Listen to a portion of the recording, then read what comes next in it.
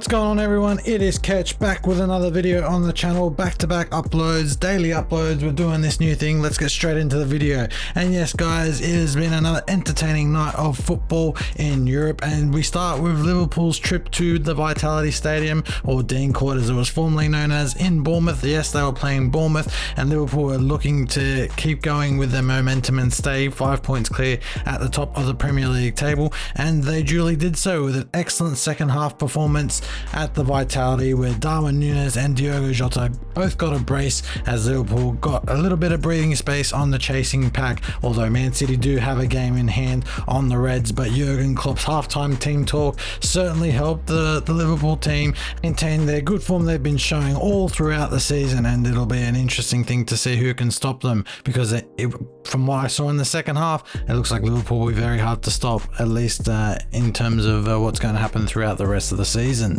In playing Bournemouth, Liverpool were actually facing the in-form Premier League team who had been on quite a bit of a good run, Bournemouth, over their last sort of 8 games. They had a loss in there, but they'd also gone unbeaten in their previous 6 games. So that was very good of Bournemouth in coming up against a very good Liverpool side as well. But Liverpool would have known not to take Bournemouth easy, and this game could have been seen as a potential banana skin. I think I saw Mark Goldbridge in his post-match analysis of the game having a look at the game. He said it was a potential banana skin for Liverpool, and the fact they've come away from it as well unscathed and with a clean sheet and no notable injuries means they could literally, their squad depth is amazing this season.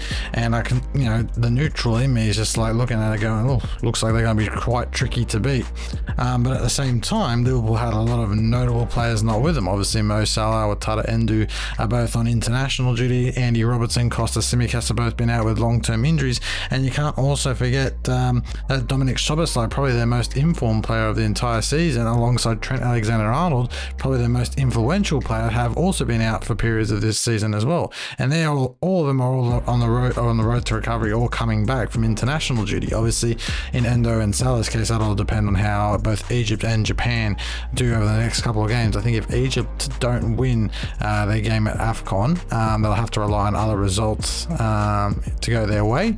They are a point ahead of both. I think it's Mozambique, and I'm not sure who the other team is in their group. Might be Ghana off the top of my head, but yeah, without those players, Liverpool haven't really struggled. That just shows you the squad depth they have at this point in time as well.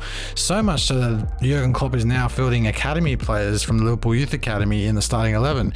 Connor Bradley actually started at right back, while Joe Gomez was deputising for both Tsimikas and Robertson at left back. And towards the end of the game, Jurgen Klopp also brought on the likes of Bobby Clark, Cade Gordon and Owen Beck as well. It's just showing how good Liverpool's academy depth now is as well. And I think, by having such good academy depth, it means you don't really have to go into the transfer market and spend ridiculous amounts of money on players that aren't really proven in the Premier League. Whereas the likes of those academy players, they grow up playing in England, they sort of get used to playing Premier League 2 football, which is sort of like the league under the main league, if you will.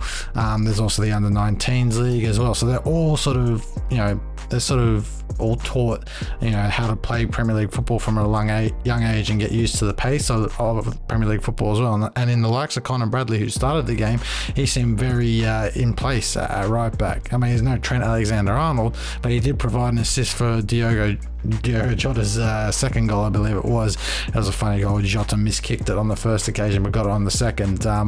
But yeah, back to the point on academy players. The more academy players you have, the less money you have to spend in the transfer market, and the less the FA will be looking at potential financial breaches of financial fair play, which is what both Nottingham Forest and Everton are looking at right now at the moment, and what Man City and their 115 Premier League charges are also looking at somewhere down the line. So it's always good to have a very good academy depth in your squad. Darwin Núñez, who's been mostly maligned this season, is actually having quite a decent season for Liverpool so far. He's got 10 goals and 10 assists in all competitions at the moment, which has already beaten his last season's contribution.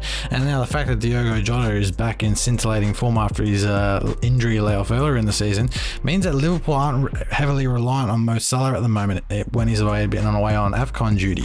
The likes of Cody Gakpo and Luis Diaz are also stepping up as well, and the midfield looks so vibrant and young and a lot fitter and faster faster than the previous iteration last season, the likes of Jordan Henderson, Fabinho and Alex Oxlade-Chamberlain, to name a few. Good players, but you could tell that they were aging and past their Premier League peak. And a lot of credit has to go to Jurgen Klopp for noticing that, but also at the same time finding the right caliber of player. And in Alexis McAllister and Dominic Szoboszlai and Ryan Gravenberch to another degree, he's definitely found that they're all youthful players. They've all got, at least in Alexis McAllister's case, Premier League experience. Likes of Gravenberch and Szoboszlai also have good European pedigree as well. They've played in the Bundesliga as well, so both of them know what they're doing. And I think that a lot of credit has to go to Jurgen Klopp and the scouting team for recognizing who the best players were for that position, but at the same time not leaving Liverpool in a position where they might be a bit short in midfield. There was the concern amongst the fan base that Liverpool needed a defensive midfielder. That's why they went after Moises Caicedo and Romeo Lavia, both of who went to Chelsea in large money moves. But in looking at who Chelsea signed versus who Liverpool signed in that window, you would think Liverpool got the better deal, whereas Chelsea have probably only seen Caicedo and Lavia in a handful of appearances due to injury and whatever else they're facing at the moment. So the Liverpool scouting team definitely deserves a lot of credit in that instance. Speaking of the Bundesliga, there was a major shock there overnight as Bayern Munich managed to lose at home to Werder Bremen, who are sitting quite far down the league. And this was such a big result because Bayern Munich are chasing Bayer Leverkusen in the Bundesliga title race, and they were 7 points behind but had 2 games in hand. Now that they've lost to Werder Bremen at home, they're now still 7 points behind but with only 1 game in hand. So even if they win that game in hand, they're still 4 points behind, but it means Bayer Leverkusen have a bit of breathing room. And the goal was scored for Werder Bremen by Mitchell Weiser, formerly of Bayer Leverkusen. So his goal would have given a lot of hope to both his own team, Werder Bremen, who have traditionally suffered a bit with relegation and fighting in the relegation scrap amongst the Bundesliga teams. But at the same time, he's also helped his ex-club in maintaining their gap at the top of the Bundesliga table. Bayern didn't play particularly bad, but Werder Bremen just came up for it. They were up for the challenge today, and they came away with a well-fought and hard-earned 1-0 win. And I was in my video yesterday speaking about how Harry Kane's move to Bayern Munich was meant to be one of much anticipation and expectation, but after that performance last night, I'm sure he's probably thinking, oh dear, what did I get myself into? He's gone to a league where he's expecting to win big things, and at this point in time it's still open, the Bundesliga title race. But if Bayern keeps slipping up, they might just go and finally relinquish their decade of dominance on the Bundesliga. And in Leverkusen, I don't think there's probably a better team, or at the moment a nice team I would like to win the Bundesliga. So we'll see what happens in that Bundesliga title race. But yeah, Mitchell Weiss's 59th minute strike helped Werder Bremen 1-0 to a 1-0 win over Bayern Munich in their own backyard, in a game that leaves a lot of questions for Thomas Tuchel and the Bayern Munich brains trust to answer.